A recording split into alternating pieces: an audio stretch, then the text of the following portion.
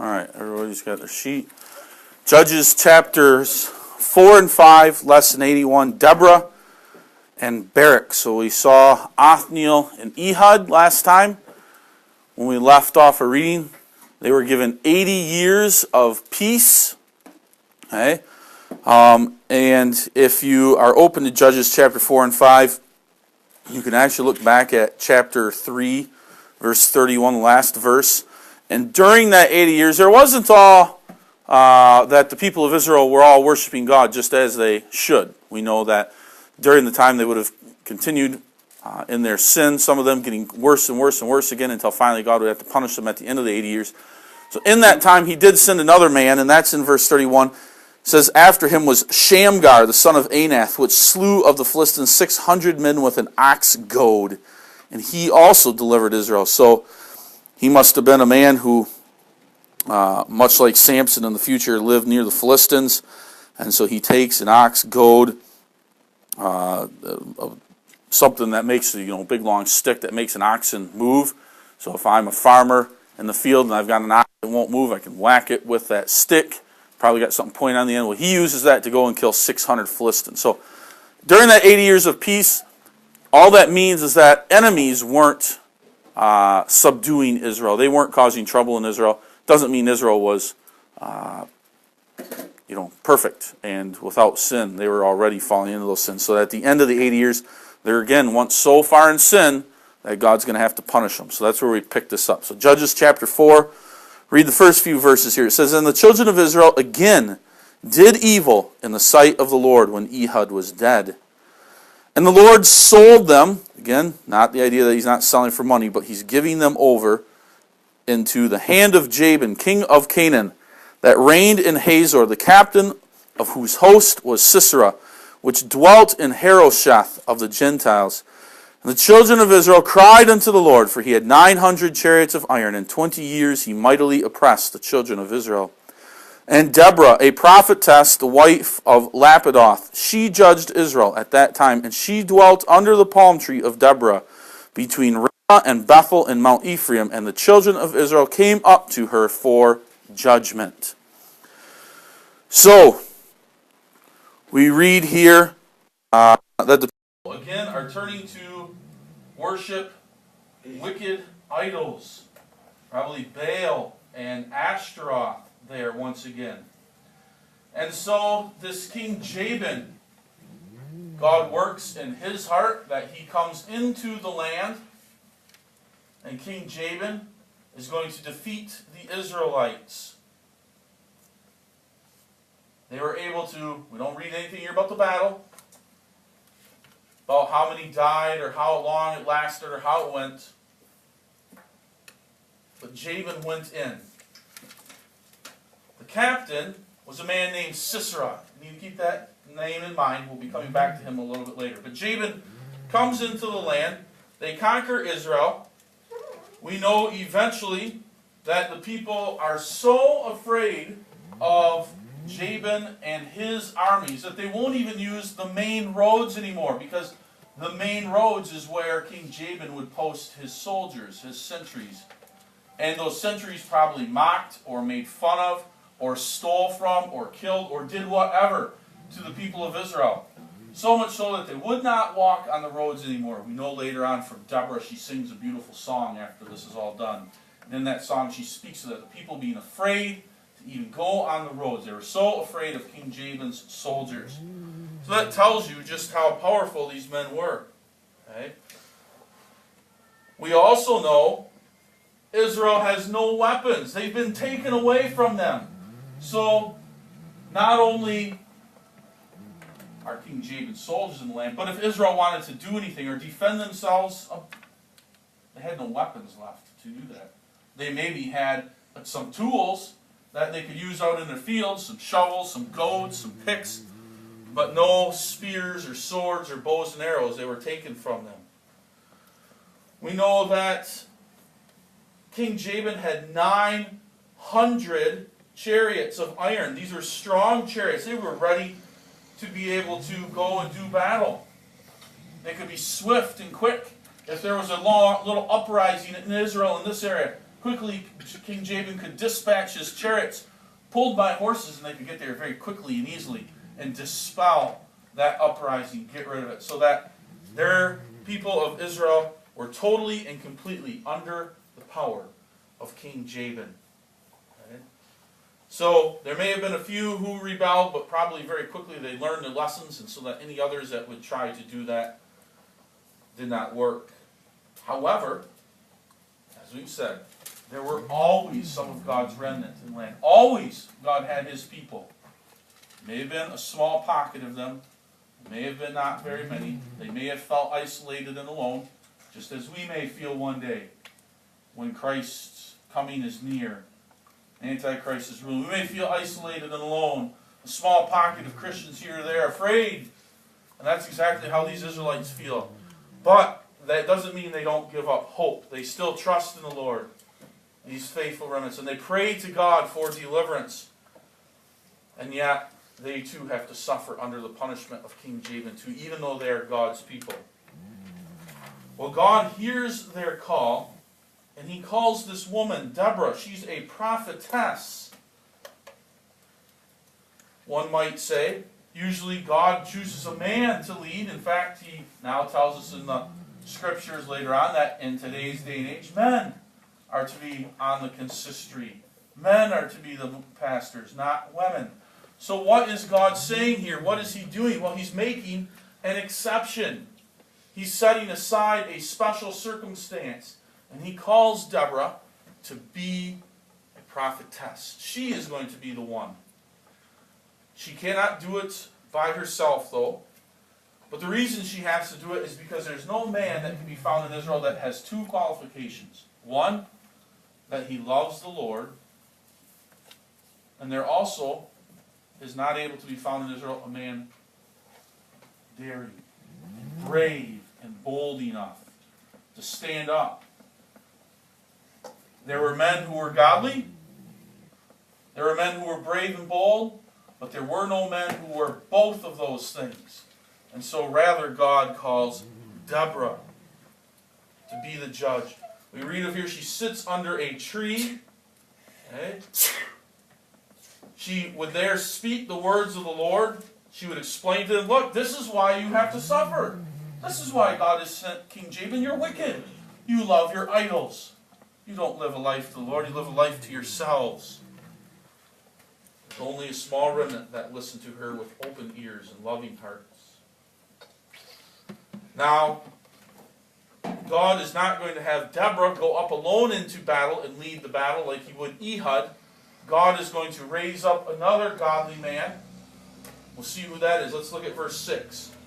And she sent and called Barak, the son of Abinoam, out of Kedesh Naphtali, and said unto them, hath not the Lord God of Israel commanded, saying, go and draw toward Mount Tabor, and take with thee 10,000 men of the children of Naphtali and of the children of Zebulun, and I will draw unto thee to the river Kishon, Sisera, the captain of Jabin's army, with his chariots and his multitude, and I will deliver him into thine hand.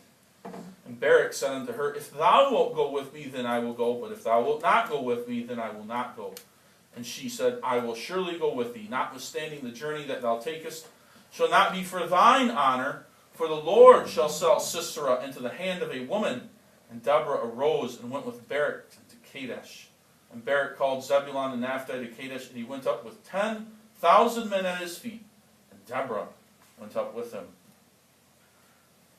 So God has Deborah send a messenger to Barak. Come, be the captain of God's army here. And God puts under him 10,000 men willing to go to battle to fight against Jabin. And God also promises Barak, I am on your side. I will be with you. I will give you the victory. So they travel south to Mount Tabor. God has also, and he says it here, I have drawn Sisera. Remember Sisera, the captain of King Jabin's army? I've drawn Sisera there too, so that you will be in a place ready to fight and to do battle. They will meet together. Well, we would think now Barak would be happy. God has promised him the victory. God has given him 10,000 men, and God has drawn Sisera into a place where King Barak, or not King Barak, where Captain Barak can have probably the upper hand.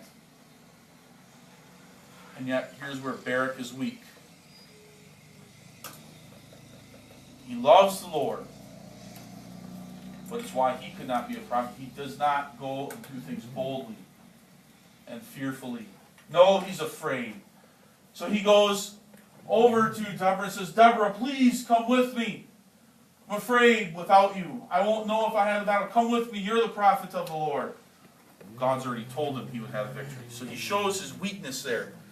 And Deborah has to reprove him and tells him, look, because of your weakness, because of your distrust of the Lord, you, Barak, maybe are thinking, if I go into battle and lead the people into battle and we have the victory, I will be looked at as a great Savior, as the one who's delivered the people.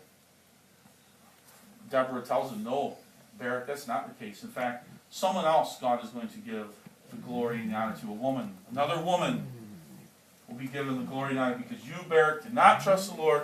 You're not fearless because the Lord is on your side.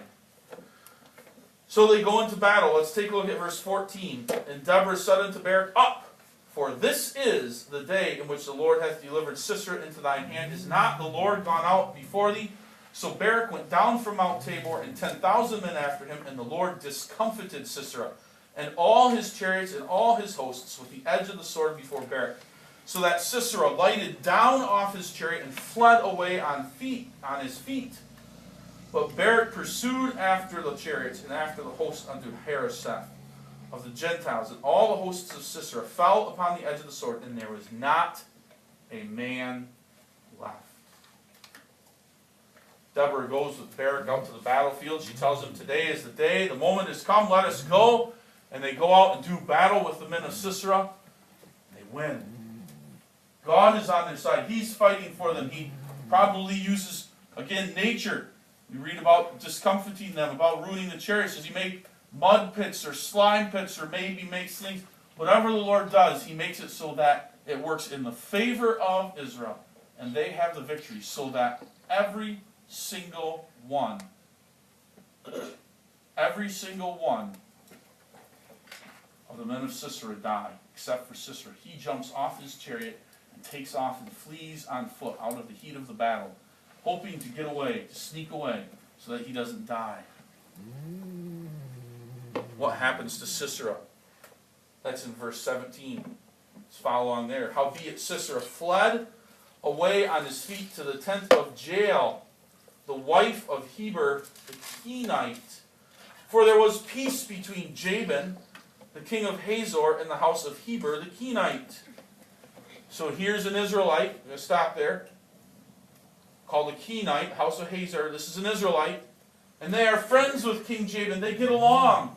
And so Sisera knows that in his mind, and he says, I just need to run.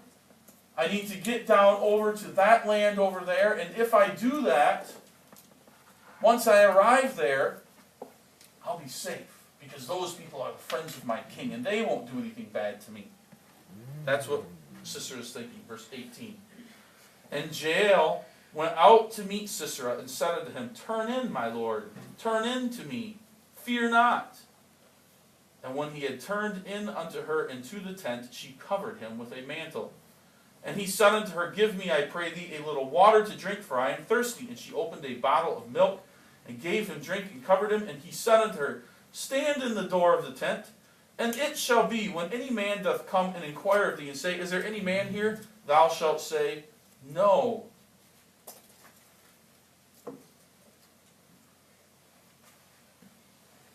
Sisera, arriving in the area now that he feels comfortable in, God has prepared Jael to know that Sisera is coming, so that she stands outside the tent. And when she sees him coming along, come on in. Come on into my tent. She invites him in. She gives him a place to rest. She feeds him and gives him water to drink, whatever else he needs. She covers him with a blanket or a cloth.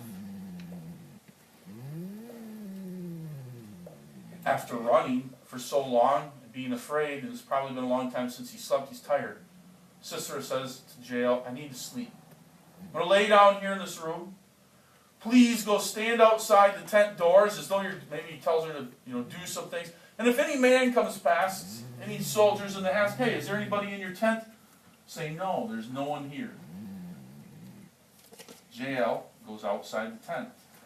And she waits there until Sisera falls asleep. And then let's see what she does in verse 21.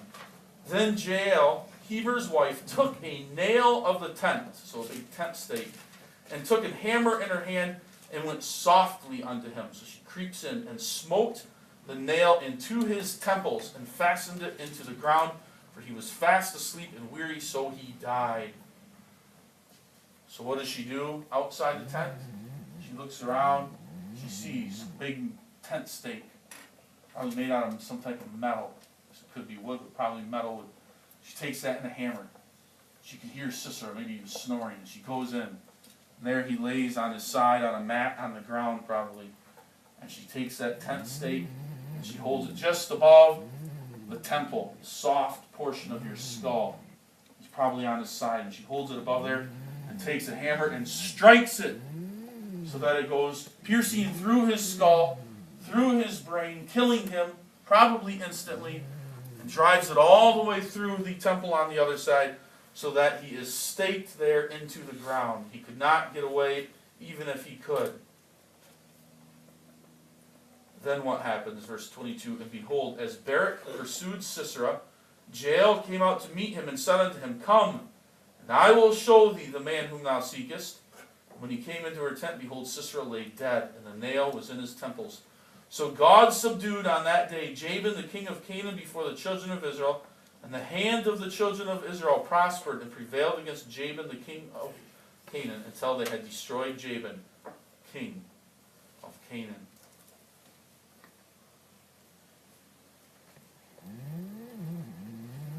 After rightfully killing Sisera, Jael had the right to do that. The Lord had provided circumstances for her to be able to do that. She goes outside the tent and she waits. And now here comes Barak and probably some of his army, looking for Sisera. They know all the rest of the host of Jabin are taken care of. They need to find Sisera.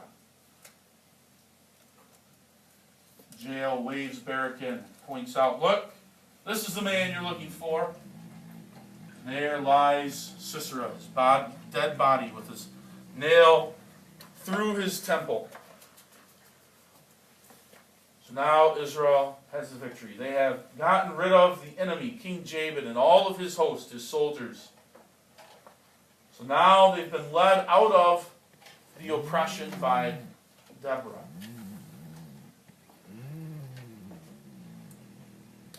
What's interesting is if you go to Hebrews chapter 11, do that in your Bibles. Maybe some of you can even remember by memory, since you've all memorized Hebrews 11, verse 32. Notice who is honored here still. Chapter 11, verse 32. And what shall I more say? For the time would fail me to tell of Gideon, and of Barak, and of Samson, and of Jephthah, of David also. So even here, God, we see, gives Barak to be called a hero of faith, even though he was weak. Still is called a hero of faith. So we see, God has given the victory. God has given them the victory. Now if we go back to Judges chapter 4 and 5, and we look in chapter 5, verse 19, there's a name given to a place where the battle takes place. The kings came and fought. Then fought the kings of Canaan in Taanach by the waters of Megiddo. And they took no gain of money. There's another battle that takes place. That's here at Megiddo. And that battle eventually will be a picture of the Battle of Armageddon. Armageddon.